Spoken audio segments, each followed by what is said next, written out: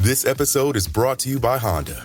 When you test drive the new Prologue EV, there's a lot that could impress you about it. There's the class-leading passenger space, the clean, thoughtful design, and the intuitive technology. But out of everything, what you'll really love most is that it's a Honda. Visit honda.com/EV to see offers. When you need mealtime inspiration, it's worth shopping Kroger for thousands of appetizing ingredients that inspire countless mouth-watering meals. And no matter what tasty choice you make, you'll enjoy our everyday low prices. Plus, extra ways to save, like digital coupons worth over $600 each week and up to $1 off per gallon at the pump with points. So you can get big flavors and big savings. Kroger, fresh for everyone. Fuel restrictions apply.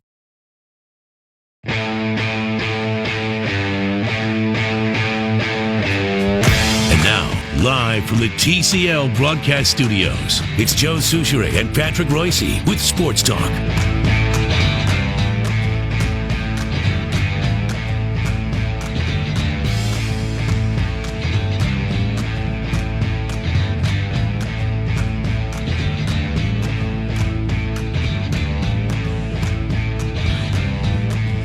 All righty. You know what? Here's the deal. Korzo's still here. Yep. Here's the deal with World Cup soccer. You got to root for somebody, right? You got to have a reason to root for somebody. I think by design, design, you're rooting for someone. Yes. Now, whenever the U.S. is in it, I root against them because I like to see the soccer heads suffer, because they make such a big deal out of it. Plus, we dive as much as anybody. We're some diving fools, so drives me crazy. But here, today, Belgium is playing Japan. I've never been either place. I don't know. But I got to have a reason to root for one of them or not. So I root against Japan because when I went to sporting events, they'd always cut in line in front of you, the Japanese reporters.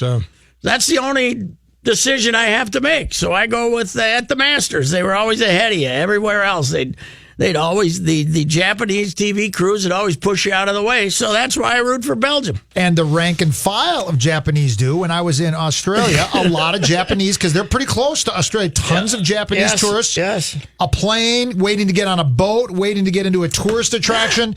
They just storm in front of you. Yes. So every plane I got on, I just waited till they had to get off first, and you just let them go. So this is no type of prejudice. No. This is just the need to find a reason to root for one team or the other. A rooting interest. That's what it's called. Yeah. So I rooted for Belgium, and way to go, Belgium. And I always root for European countries, too, because it's so important to them. Japan's like us. They're Johnny-come-lately for soccer. And I always assumed that because Japan has so many people in such a small area, they learn to be that way. Otherwise, you're never going to get anywhere. So I think there's a reason in their culture why they're that way. I'm sure there's a reason, but, I got pushed out of the way enough at the Olympics to have some lingering resentment. So that's the way. So way to go, Belgium. Down 2-0. With what, 65 minutes in? Come back. Last 25 minutes? 3. And when did the winner come in extra time? I missed late, it. I didn't see when they scored the winner. I did not see when they scored. Now, one of my wife's big, one thing she would like to do, travel-wise, is go to Brussels. She's got this fascination with Brussels, maybe from movies or something, and Bruges, that movie that was so great about Bruges. So, I was saying maybe this fall we should go to Brussels. What if they win the World Cup? That would be really fun to go there. You could join the celebration. Yeah, they'd still be partying, I'm sure. That's right. No, you're right, though. Over in Europe, it's a huge deal. Here's the one issue with Belgium. They got your German, they got your French, and they got Flemish. They don't even know which language to speak, right? They got they're kind of a mixing. Don't they have 3 languages? Isn't that where they speak Flemish? Isn't it? I don't know. I'm going to look it up. I don't think. Belgium. I think it's Belgium, not Holland. They got French. I know that. Well, they got French and they got German, and they got. I think they speak the mix of the two, Flemish. I think, or don't they? Now, Patrick, the team I was rooting for was Iran. Dutch, French, and German. Dutch. You were close. Dutch maybe Flemish is 55% speak Dutch, 36% speak French, Only 0.4% speak German. Well, then Flemish must be Dutch. But, okay, Flemish Belgium is home to two main linguistic groups. The Dutch-speaking, mostly Flemish community. Yes, so you Flemish, are right. Flemish, okay, yes. Okay, so they're calling it Dutch there, but Flemish is the language, and it's not pure German. It's some other thing there. So anyway, it's kind of fun having the World Cup where you can just casually watch it and not have phony Americans walking around like they really care whether the U.S. wins or not. How about the Ruskies, though? They were supposed to be terrible, and now they're in the final 8. Did you see Icarus? Did you see that movie Icarus on Netflix? Okay, don't you think something like that's going on again? where in that movie, Putin had already, he could beat the drug testing, right? Yes. But he decides, I'm not, but we've got to quit taking the drugs like 6 weeks before. Sure. And so he gets all these doctors, says, you figure out a way that we can keep taking the drugs during the Olympics. Yeah, well, that could be. And I don't know that there's enough drugs that can help you in soccer, but I'm dubious. Something's got to be going on. Well, when they had it in South Korea, and South Korea, I think, got to the semis, or at least got this far, got to the 8. And that was the referees were all paid off in that one because the other team would score like 1 goal a game that they would nullify. They were all paid off there, and Korea kept advancing.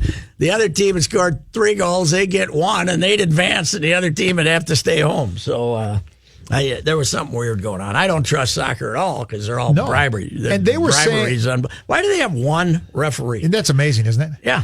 And they were basketball, we got to have 3. 3, and it's a tiny court with only 10 total players. Yeah, we got 1 guy running out there trying to follow. What, twice the width of a football field? Yes. Same length, and 22 players and 1 guy. Yeah, I don't get it. Now, but they were saying that the Russian defeat of what? Who'd they beat? Russia beat Spain. The biggest upset in World Cup history, I suppose, based on like world rankings. Russia was like 71st in the world, and Spain is like 3 or 4, something like that. Yes. Well, we were all rooting against Russia, of course, but it didn't work out. Hey, we'll be back. Usually we, on Mondays, have Manny Hill's 4 Deep Thoughts for the weekend at 4 o'clock. But I got Collar coming in here to try to talk to me about NHL free agency and what it means and stuff like that. So a little bit of a change-up. We're going to come back, and I hope this doesn't shake up the listening audience too much, but the Manny Hill's 4 Deep Thoughts for the weekend are coming up when we get back.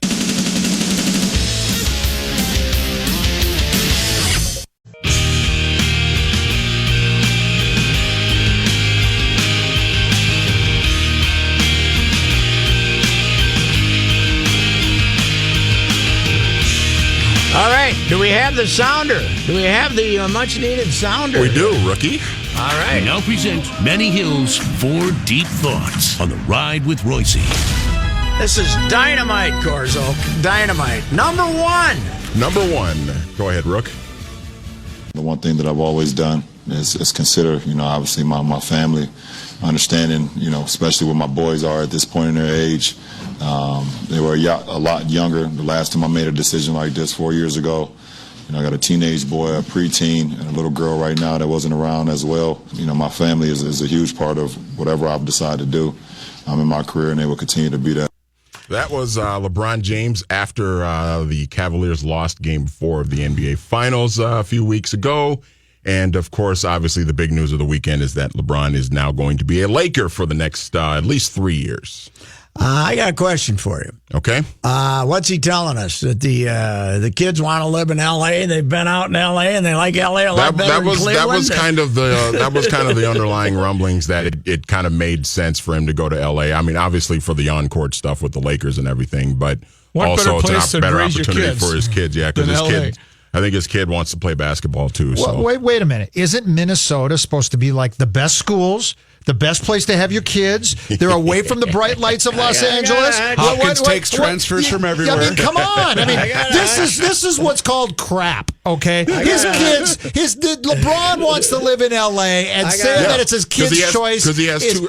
Well, and I'm sure the kids are fine living there. He's not saying it's entirely up to his kid, but I can buy the fact that he consulted with at least his wife. Kids for sure his wife. His kids, you know what it came down to? The kid said, I want to wear tennis shoes and shorts and a T-shirt every day when I walk out of the house. I don't want to be all bundled up. I think what he's saying is that L.A. made the most sense for not only him, but for all parties involved directly with him. Yes. Forget them all. Forget the Celtics. Forget everything else. This is the Knicks. Forget all that stuff. This is the glamour franchise of the NBA. Yes. And his wife obviously hated Texas. He wasn't going to Houston. No. His wife wasn't going to let him go to Houston and wasn't going to let him go to San Antonio. So, the wife had a big say in it, too, as she should. Yes. And I heard the boys debating today whether where he's going to rank among the great Lakers of all time.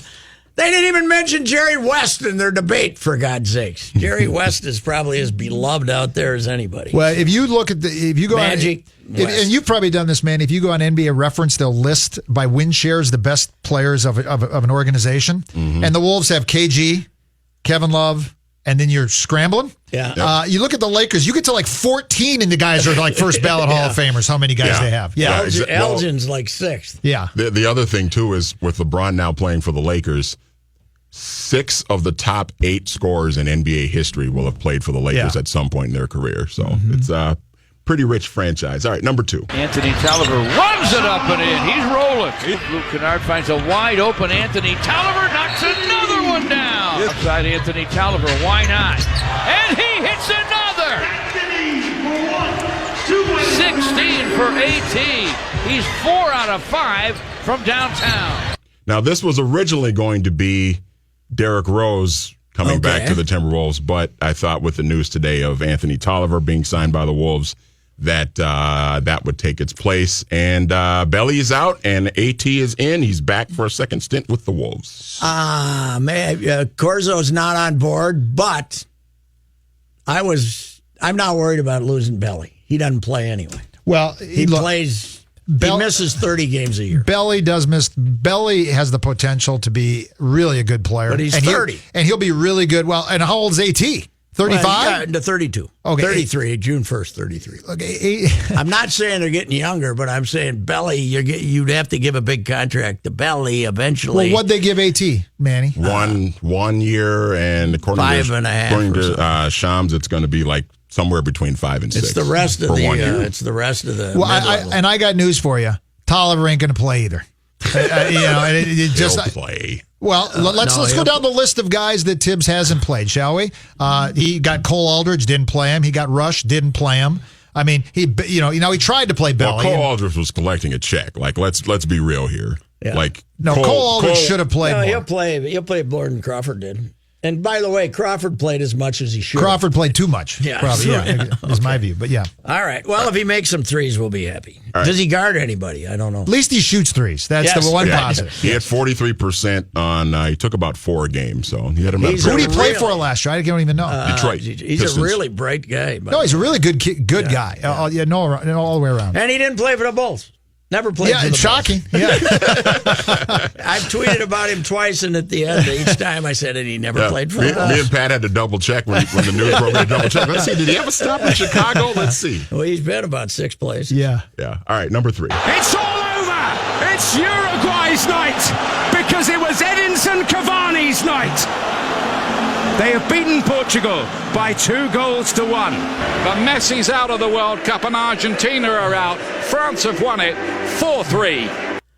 All right. 2 biggest stars in soccer both bow out over the weekend in the World Cup. And the matchup that I think a fair amount of people were hoping for in the round of 8 is not going to happen. Is Portugal and Argentina. Cristiano Ronaldo and Lionel Messi are both out of the World Cup. I don't think there's any humiliation in losing to Uruguay. Nope. But I think there is in losing to Mother Russia, which is supposed to be terrible, and Spain. Portugal lost to, who'd they lose to? Portugal lost to... Was it France? No. Portugal lost to Uruguay, and then Argentina lost to France. Argentina lost to France. Well, I guess there's neither. Who suffered the humiliation? Spain lost to Russia. Yeah. Spain. I was listening to... Have they fired the coach yet? I bet he don't make it. I love the World Cup because if you don't win it, you all get fired. Well, Rook said that as soon as Japan blew a 2-0 lead. He says, that guy's gone. Yeah.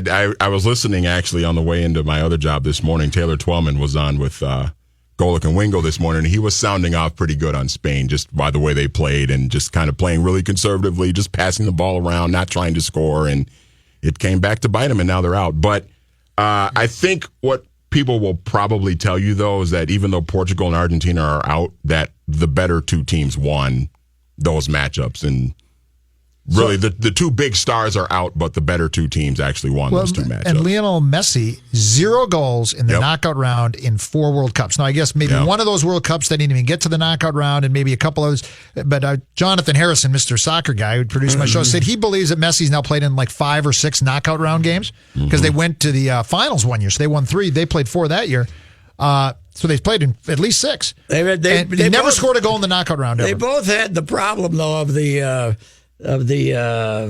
federales in their country where they play, trying to put them in jail for tax evasion. So they're very there's a lot of pressure on those guys when they're trying to steal all your money and put you in jail because of taxes. I was thinking of that as I was watching Colombia play their last game, thinking if they lose, how many of those guys we may never hear from again. Not as bad as it was when Pablo was running the country. No.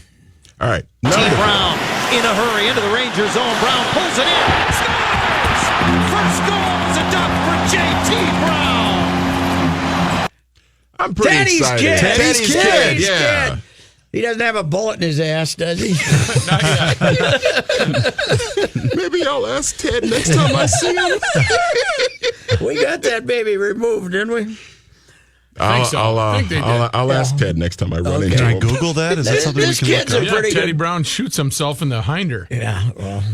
But JT Brown is the allegation as to where the bullet comes from. But anyway. So if Teddy Brown hadn't been a Viking, right, would his son have ever played hockey? No, it was probably because he grew up here. If he'd been playing for Phoenix or something, there's no way. Yeah, I think the missus must be from here, right? Teddy, I think his so. Mother. Yes. Yeah, his mother. Yes. But if Teddy hadn't played here, no, he wouldn't have been. Yeah. He wouldn't have been a player. He's got some talent, right? Yeah, he's pretty good. He's still young. He's I think he's 26 or 27 maybe. So nice little signing. I think he got a 2-year deal. UMD Bulldog. That's right. Yeah, former Rosemount Irish too. So would you have to sit on the handgun? How do you angle how does it fire that way? Really don't know. It's interesting. I'm guessing it would be like the pocket. There is reckless speculation that I will not get into. Got it. Okay. In December of 1981, Brown accidentally shot himself while handling a loaded revolver. The injury required surgery to remove bullet and wood fragments from his upper thigh. Ooh. Mm-hmm. Upper thigh. Okay. Was this while he was a player? Yes. Yeah. Wow, I don't remember that story. Yes. Yeah. He came to when he came to training camp. I think they had to go lightly there for a while. So he's in there. One of my favorite stories is Mike Rand is out covering a high school football game, and Rufus Bess is coaching Minneapolis North, and he names Teddy as offensive coordinator. Sure. And they had the headset and the whole deal. But Teddy was so excited and babbling so much that Rufus turned it off. So Teddy's outside the press box screaming, "Rufus, turn on your headset! Turn on your headset!" Rufus screaming at him, trying to get him to pay attention to him. So, where's Rufus? Is coaching somewhere, a bigger high school around here now. He's coaching somewhere. Anyway. Well, good luck to Teddy's kid. Maybe we'll get to see Teddy at a hockey game. I always enjoyed him. He was a character. Yes, very much so. All right, there they are. Manny Hills, 4 Deep Thoughts for the weekend. We'll be back. Sports Talk will be back, and we've got Mr. Bruce Vail waiting in the wings with the Your Money Now report. Comes to us courtesy of Owatonna's own Federated Insurance.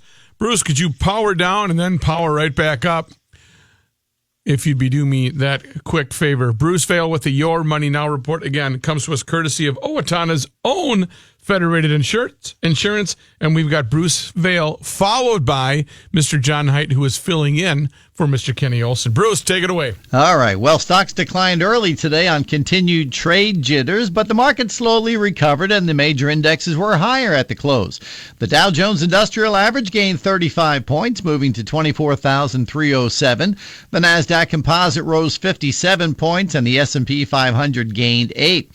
Tennis superstar Roger Federer has parted ways with Nike after being sponsored by the athletic clothing company for more than 2 decades. Federer is now wearing clothing made by Uniqlo as he signed a 10-year sponsorship deal worth more than $300 million. However, Uniqlo doesn't make shoes, so Mr. Federer is still wearing his Nike sneakers at Wimbledon. Toy retailer Toys R Us closed its doors for Good Friday, but former chief executive Gerald Storch is trying to pry them open. The New York Post reports that Storch is trying to put a plan together that could resurrect the business. I'm Bruce Vail with your Money Now on 1500 ESPN. All righty, thanks, Bruce. Our traffic sponsored by Jersey Mike Subs. Well, early, the worst thing I can tell you about a rollover at 35W northbound. It's at County Road D. 2 lanes are blocked in that area. Also a crash on 94 eastbound at Olson Highway. The right lane is blocked. If meat and bread are the backbone of a sub, then Mike's Way is the heart and soul. Lettuce and tomatoes, onions and spices, all drizzled in the juice. That's the difference. Jersey Mike's, be a sub above. Forecast going to be hot for the holiday. Tell you more about it later. Right now, it's 87 degrees. Choose. Terrorizes these students.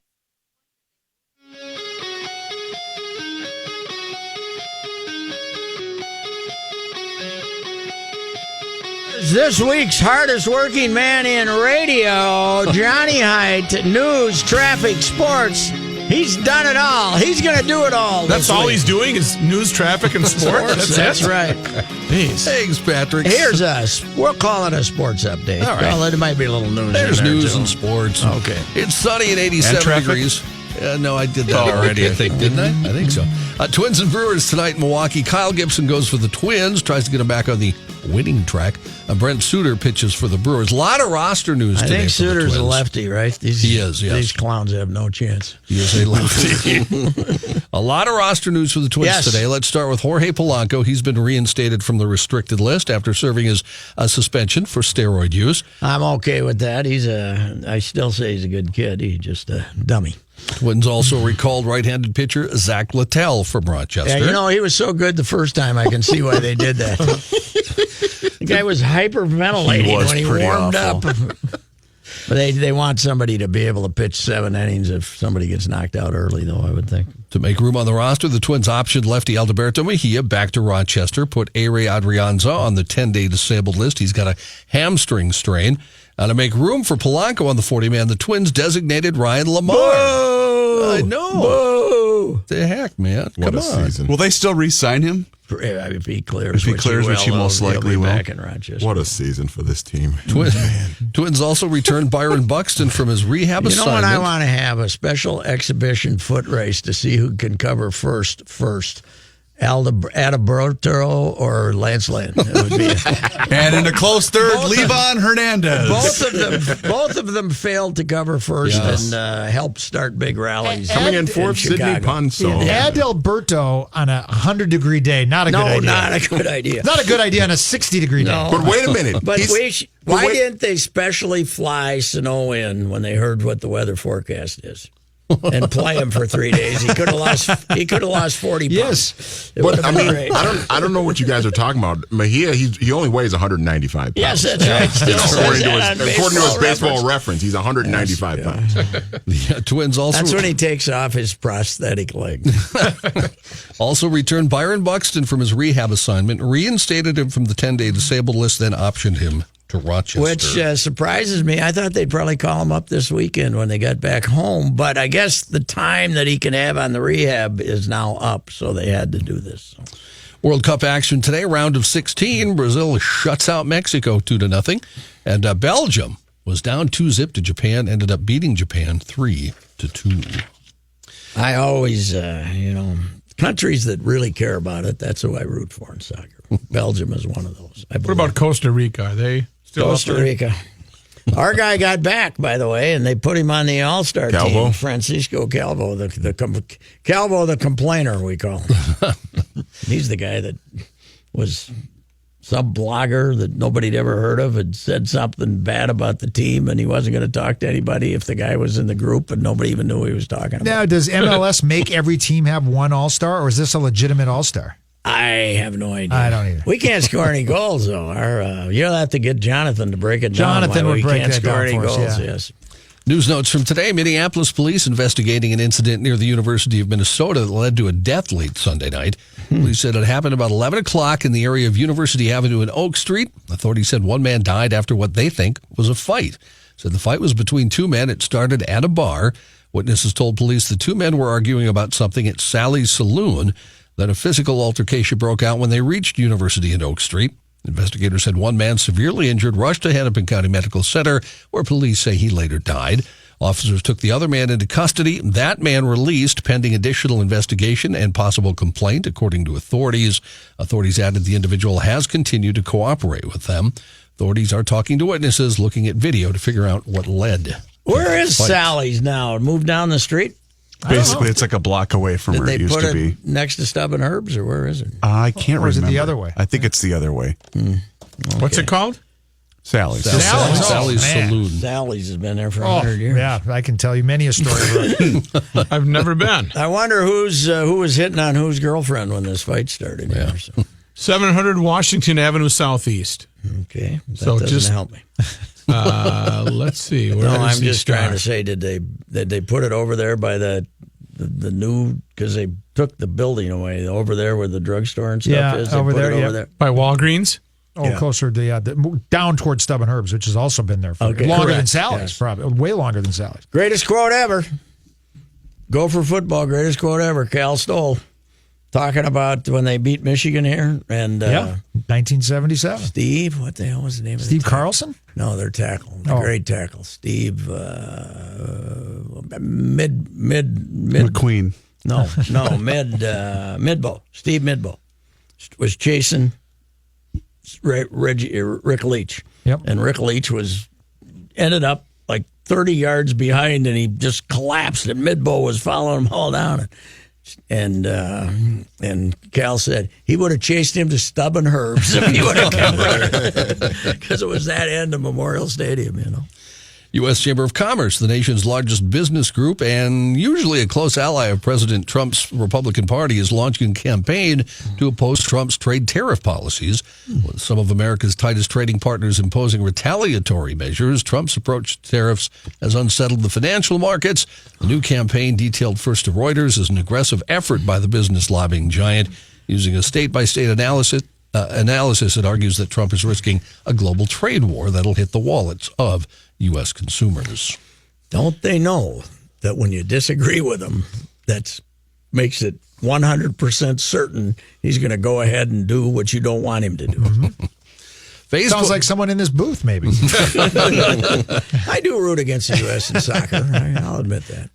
Facebook announcing today it'll notify 800,000 people about a bug that unblocked accounts those users had previously blocked. The bug was active between May 29th and June 5th. What's that mean, John? So I blocked you, but they figured out a way to get in? For those 7 days, the bug allowed me not to be blocked. How about guys who somebody, either the Hubbard or the Star Tribune, signed up for Facebook 10 years ago, and the guy's never known what his password was. Can there be any hijinks going on my account? I wonder if there's somebody in this room again. I don't know who did it. I'm signed up, and I have no idea how I got there. But you probably have 10,000 followers. By the way, tomorrow night, Twins game. Yeah. Facebook Live only. Really? So it won't be on TV? Did you guys know that? It's not on TV. It's on Facebook. It can be, because you can take your phone and run it through your TV. Even I have figured that out. Well, very easy. Good luck yeah, but you're on. You know what your password is. I don't. That television. You're right. You have to get on Facebook first. I don't know what my login name is to get my password. Well, Pat, maybe you can hop a train to Milwaukee and catch the game real quick. Yeah, I could do that. Or you just miss the game. I leave now. I know this will mystify you, but that TCL Roku television you have there, yes, you can access Facebook on that, so you can watch the game there. Okay, yes. well, so I want. You know what? A closed-circuit camera on the Fox Sports North telephone operator, getting the complaints from Herb up north going, where's the Twins game? You know, here, having been in Chicago this weekend and watching the last homestand, I can put up with with not watching the Twins game. That's fine with You're me. good. I'm good. You've had your fill. I'll find something else to. There's got to be something on Netflix to watch. Now, the reason why I learned to stream it is I wanted to watch the Gophers-Alabama game. Mm-hmm. So it proved to be very fruitful for me. Sure. The 3-on-5 game. Remember that? The basketball 3-on-5. That's it was right. Done, it was only streamed. Facebook, Right. It was streamed on something. Yeah, that's right. Do we know the pitching matchup for tomorrow's game? I don't have it in front of me. No, I'll look it up real quick. I hope Zach Littell gets in there. A person has cleared their conscience by paying a 44-year-old parking ticket. Minersville, Pennsylvania Police Department received a letter last week with a $5 bill and a note inside. The return address merely said, "Feeling guilty, Wayward Road, Anytown, California." Police Chief Michael Combs told the local TV station the note said, "Dear PD, I've been carrying this ticket around for 40-plus years. Always have intended to pay. Forgive me if I don't give you my info. With respect, Dave." The fine for the 1974 parking ticket in the eastern Pennsylvania town was $2, but the person added $3 for interest. Okay. Now, the same ticket today, if you got it, would cost $20. This is I was going to say $5 isn't close to cover the interest. This is when we miss Kenny not being here. Yes, what he'd have to say about Dave. That's right. Or you, yeah. Yes, or me. Johnny, go ahead. Give me one more story, and then we'll let you go because you got other duties here, man. I do. In Great Britain, White Church High School in Cardiff could face a lifetime ban from Italy and a fine after pupils grabbed a religious monument which gave way and crumbled when it hit the floor. The problem here, this religious monument's more than 500 years old. Ooh. Italian news website La Nazione. What church were we at, Johnny? So let's see. Italian news. A big one. Yeah, I don't have religious one. I don't have the. So they were church, these brats actually. were visiting Italy, and they thought it was funny to. Yes, yeah. It was a image of the Madonna and Child dated back. You're all going to hell. Yeah, that's karma. You're messing with karma there. And they even went through work to do it. A 15-year-old boy climbed onto another pupil's shoulders and pulled the tabernacle, which gave way under his weight. Ooh. So they could. They are jackasses. Jake Odorizzi to take them on tomorrow, by the way, for the Twins. Yeah, have fun with Doc. Doc. All right, Johnny, thanks.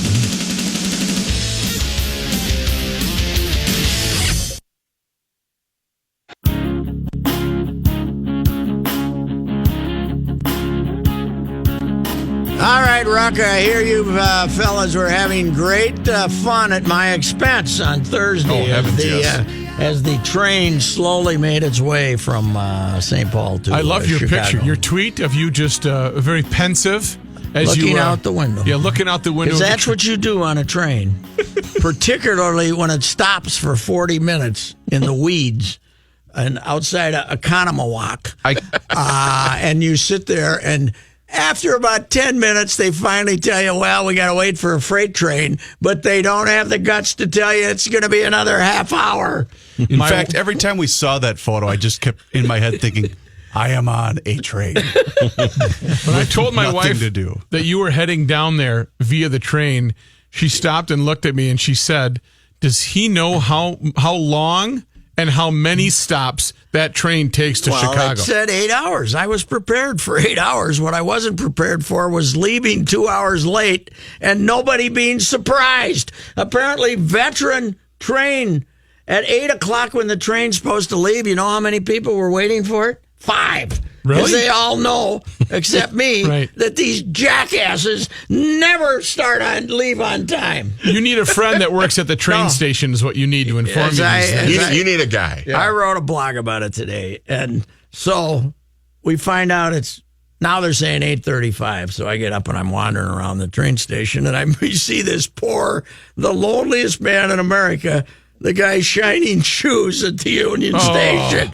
And he's sitting there about 7:45, and I never expected to find him, but I said, well, what the hell? I'll get my shoe shine. I'm here. I'll get my shoe shine. And he says, train late? I said, yeah. He says, late every day. It's late every day. I said, every day? He says, every day. And I knew it was a disaster. Where is the train station? Okay, downtown St. Paul. Do you know where the post office is in downtown? Right down the hill. All right. I would have never known that. Mm-hmm. Do you all know where a train station was? Yes. It's gorgeous. Yes, it's huge. Beautiful. It's gigantic. They got 2 trains a day. And one goes to Chicago and one goes to Seattle. That's it. You haven't been down there before, Korzo? Union Depot? I don't think so. They had a restaurant. They tried to put a big restaurant in there. That lasted about 20 minutes. It was a Greek, some type of Greek. Lasted about 15 minutes. Supposedly somebody else started this week. I got news for you, buddy. Take that money and put it in a pile and burn it because you got no shot. There's nobody there. Don't bother serving breakfast. Just go right to lunch because nobody's there for the train. It was, well. Yeah. How could they improve it? What would be acceptable?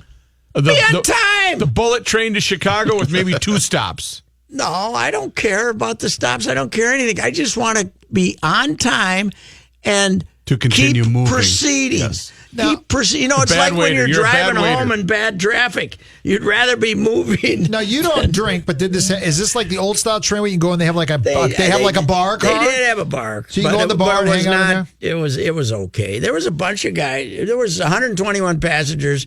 110 of them were Twins fans going down to watch the Twins. And there was a bunch of guys, 6 guys, and they were drinking beer and playing cards, and they probably didn't mind it. Right, yeah. But I'm just not equipped for that. I'm not a patient guy. You're a bad waiter. You're a bad waiter. And as I said, I spent all weekend saying, why did I do this? And then you had why did I do this? And then I owe the wife, favors and everything. Did you take the train down and fly back? We flew back. Or at least you didn't have to get on the way coming back. No, we had the round trip ticket. I had to. You decided we ain't taking the train back. No, we were sitting there in the middle of nowhere in the brush, and this is true. And I said, sweetie, dear, we've traveled. We've had a fair amount of travel in our lives. What was the worst trip we ever had? And she was reading her Kindle, and she looked at me and said, this is it. And right then I knew we're flying home. You're flying, exactly. And that's what led me to wonder, because we were discussing, at your expense, of course, we were having a laugh. But, Rook had thrown out that maybe instead of booking the plane ticket back, maybe you guys should have just settled for the Megabus.